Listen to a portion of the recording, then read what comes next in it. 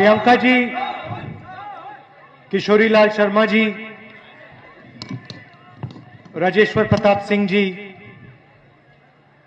अशोक श्रीवास्तव जी, राधेश्याम जी, दीपक सिंह जी, फतेह मोहम्मद जी, प्रशांत तिवारी जी, खुर्शीद अजीज जी, हमारे कैंडिडेट विजय पासी जी,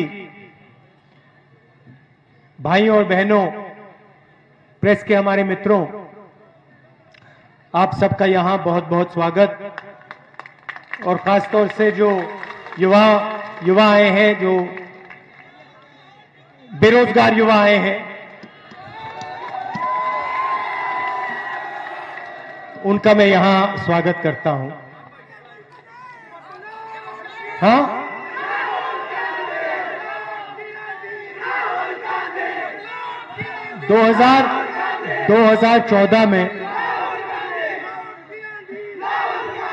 2014 में नरेंद्र मोदी जी भाषण करते थे।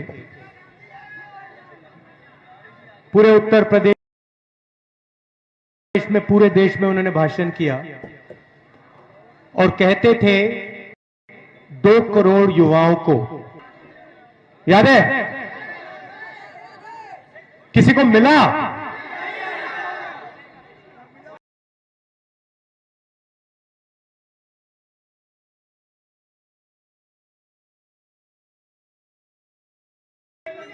है?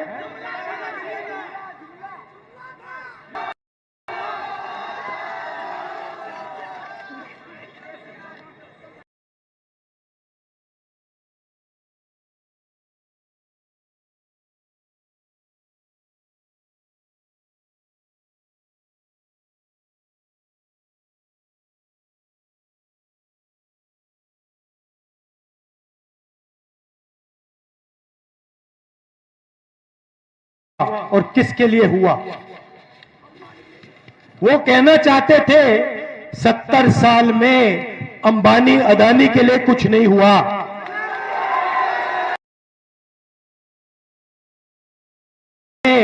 अंबानी अदानी के लिए कुछ नहीं हुआ।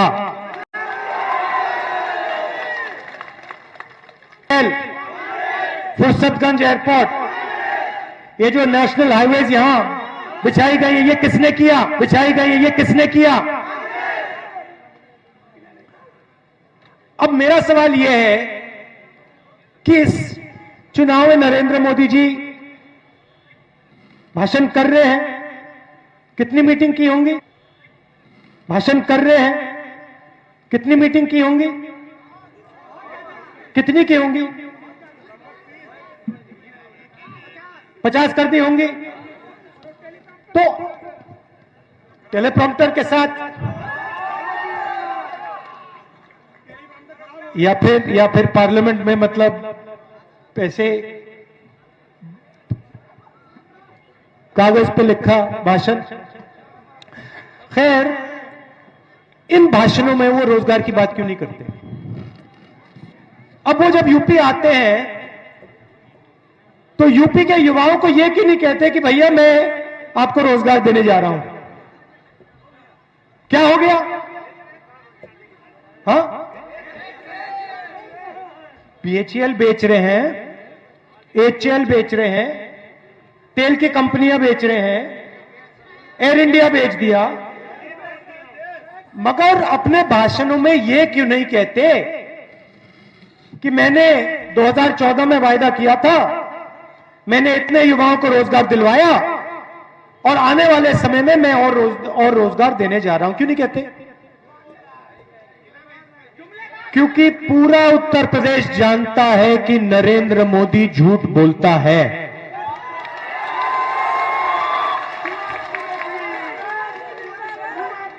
पूरा उत्तर प्रदेश जानता है कि हिंदुस्तान का प्रधानमंत्री आकर वोट लेने के लिए कुछ भी बोल जाएगा।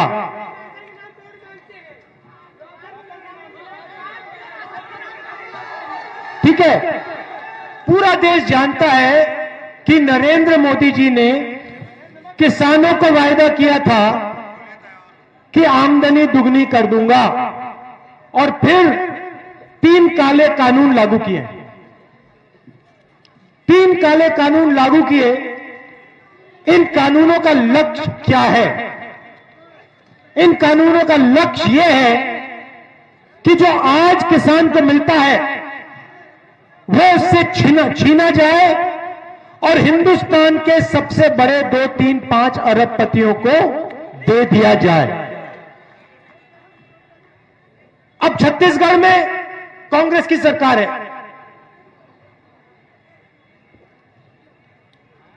राजस्थान में कांग्रेस की सरकार, मध्य प्रदेश में कांग्रेस की सरकार थी। वो उन्होंने चोरी कर ली, अलग बात।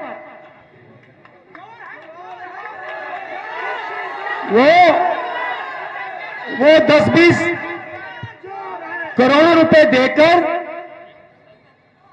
मध्य प्रदेश की सरकार, गोवा की सरकार, अरुणाचल की सरकार ये चोरी तो करते हैं, मगर हमारा पहला वायदा छत्तीसगढ़, राजस्थान, मध्य प्रदेश, पंजाब में किसानों का कर्जा माफ करने का था। और आप जाइए, छत्तीसगढ़ जाइए और वहां पूछ लीजिए, उनसे पूछिए कि चुनाव के समय राहुल गांधी ने यहां कहा था कि कर्जा माफ होगा, हुआ या नहीं हुआ? उनसे जाके पूछ लीजिए। छत्तीसगढ़ जाके पूछिए कि धान के लिए क्या रेट मिलता है? 2500।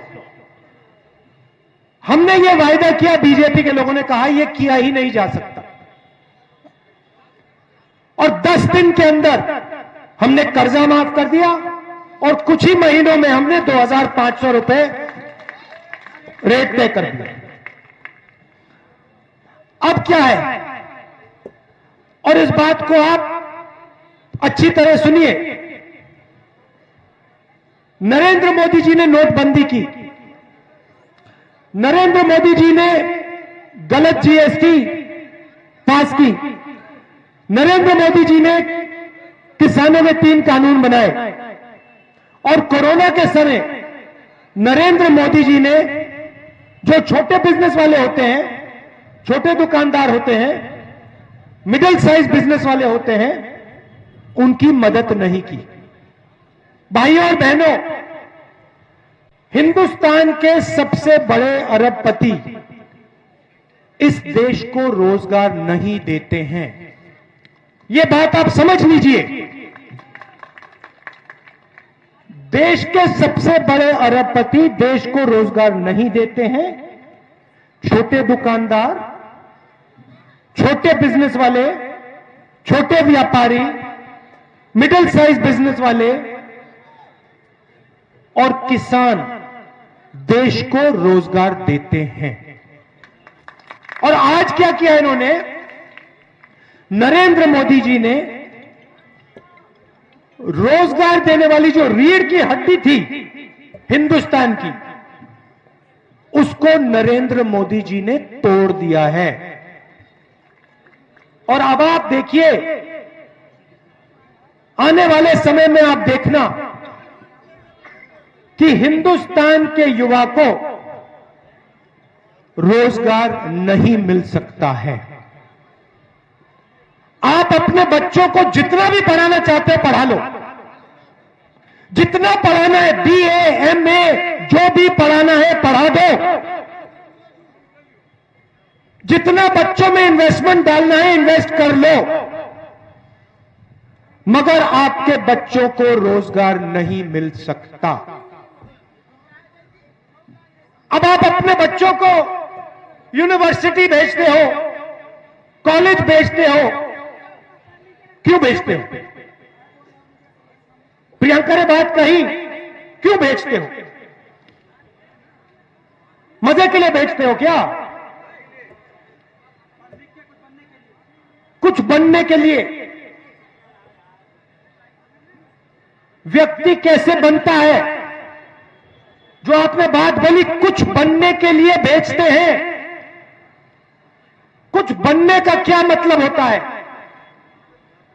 कुछ बनने का यह मतलब होता है कि आपके बेटे के पास, बेटी के पास यूनिवर्सिटी डिग्री के बाद जॉब मिले, रोजगार मिले। उसके बिना कैसे बन जाएंगे लोग, क्या बन जाएंगे, सवाल ही नहीं उठता। आप अपने जेब में से पैसा देते हो। हर माता पिता सपना देखते हैं, छोटा सा पैसा, कम से कम पैसा होता है, मगर हिंदुस्तान का हर माता पिता यह सोचता है कि हमने अगर बच्चों को शिक्षा दे दी तो उनको रोजगार मिल जाएगा। सोचते हो ना कि भैया कुछ नहीं तो एमए, बीए, कॉलेज, यूनिवर्सिटी पास हो जाए, 12वीं पास हो जाए तो कहीं ना कहीं तो रोजगार मिल जाएगा। मगर आपने यह नहीं सोचा कि रोजगार की रीढ़ की हड्डी छोटे बिजनेस वाले, मिडिल साइज बिजनेस वाले, छोटे दुकानदार, किसान, उस रीढ़ की हड्डी को नरेंद्र मोदी और उसके मित्रों ने तोड़ दिया है। मतलब अब आपको जो भी करना है कर लो, उत्तर प्रदेश में जो भी करना है कर लो, मगर आपको इस प्रदेश में, आपके बच्चों को इस प्रदेश में रोजगार नहीं मिल सकता है। मेरी बात मत मानो। कोरोना के समय मेरी बात नहीं मानी, कहा राहुल गांधी ऐसे कह रहा है, नहीं मानी, ठीक है, मगर फिर गंगा में लाशें तो दिखी, लाशें तो दिखी ना, या वो भी नहीं देखी आपने? देखी ना? तो आपको सच्चाई पहचाननी है। प्रियंका ने सही बात बोली, ये क्यों हो रहा है? आप रोजगार चाहते हो, रोजगार पैदा करने का टिकट आपके हाथ में है। समझ लो, रोजगार पैदा करने का टिकट आपके हाथ में है। जब आप पोलिंग बूथ में जाते हो और जब आप बटन दबाते हो, वो रोजगार का टिकट है। मगर आप कभी धर्म पे दे देते हो, कभी जात पे दे देते हो, मगर आप अपने भविष्य के लिए कभी वोट नहीं डालते हो।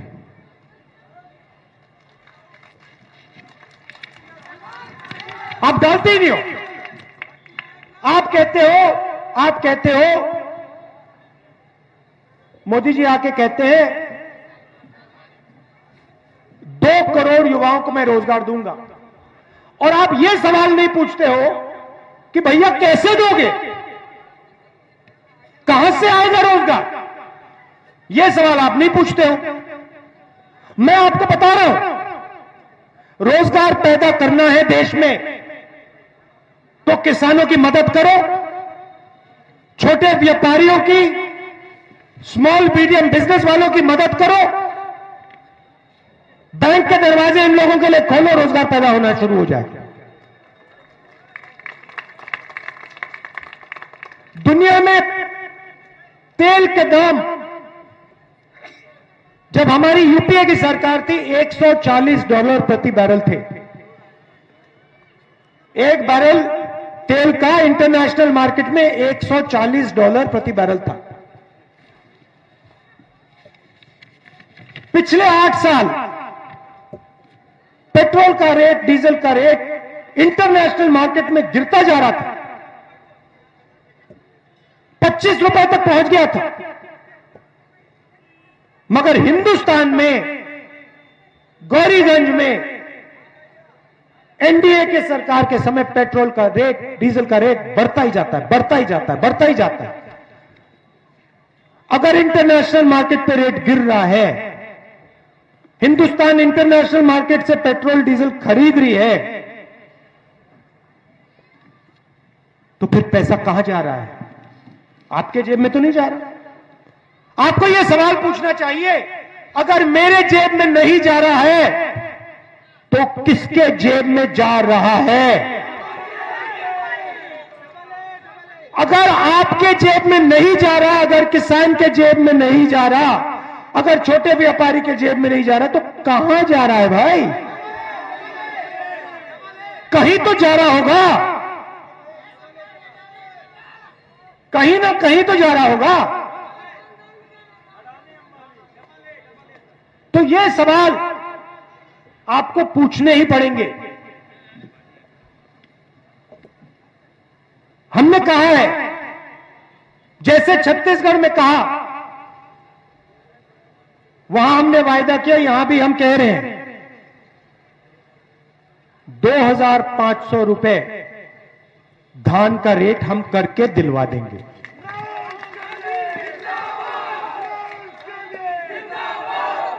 छत्तीसगढ़ में आपको बताता हूं, कुछ दिन पहले मैं छत्तीसगढ़ गया। मजेदार बात आपको बताता हूं, छत्तीसगढ़ में गया, वहां पे हर डिस्ट्रिक्ट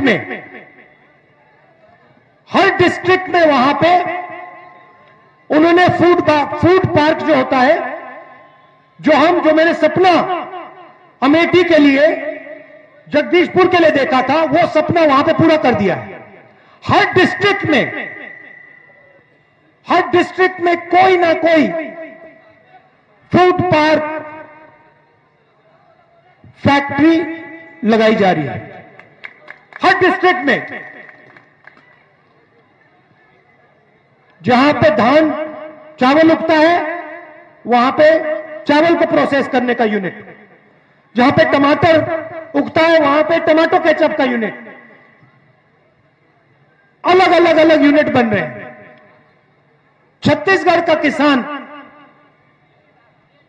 सीधा अपना माल जाकर फूड प्रोसेसिंग यूनिट पे बेचता है, उसको सही रेट मिलता है। वहां पे कोई लंबी लाइन में खड़े होने की जरूरत नहीं, वहां पे सीधा जाओ, फैक्ट्री में जाओ, केचप की फैक्ट्री के सामने जाओ, अपना टमाटर वहां रखो, जेब में पैसा लो, वापस जाओ, खत्म कहानी। तो यह सपना हम उत्तर प्रदेश में भी देखना चाहते हैं, पूरा करना चाहते हैं।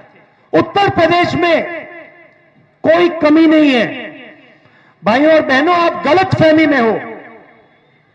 आप सोचते हो कि उत्तर प्रदेश में कोई ना कोई कमी है, कोई कमी नहीं है। सबसे देश में यह सबसे आगे जा सकता है, ये प्रदेश सबको पीछे छोड़ सकता है। आप जाते हो, कभी महाराष्ट्र चले जाते हो, कभी पंजाब चले जाते हो, छत्तीसगढ़ चले जाते हो, यूपी के लोग मैंने आसाम में, मणिपुर में, नागालैंड में लेबर करते हुए देखे हैं। सही बात है ना? वहां पे जाते हैं, मतलब पूरा खून पसीना निकल जाता है। बाकी देश में आप रोजगार ढूंढने निकलते हो, आपको यहां क्यों नहीं मिल सकता? महाराष्ट्र से उत्तर प्रदेश लोग क्यों नहीं आ रहे? क्योंकि यहां पे सालों से कभी आपने समाजवादी को चुना, कभी आपने बीजेपी को चुना, कभी आप बीएसपी को चुनते हो, और इन सब ने एक के बाद एक आपको झूठे वायदे किए, आपसे पैसा चोरी किया। एक ने नहीं छोड़ा। तो अब आप कांग्रेस पार्टी को समर्थन दीजिए, यहां हमारे कैंडिडेट को जिताइए,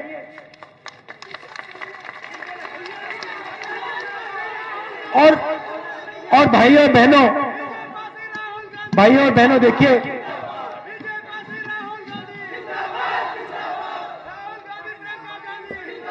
भैया, और एक बात आप एक बात गहराई से समझ लीजिए,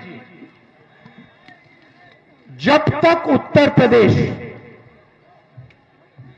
प्रदेश में रोजगार नहीं पैदा करेगा, तब तक उत्तर प्रदेश आगे नहीं जा सकता है। आप अपने बच्चों को कॉलेज यूनिवर्सिटी भेजो,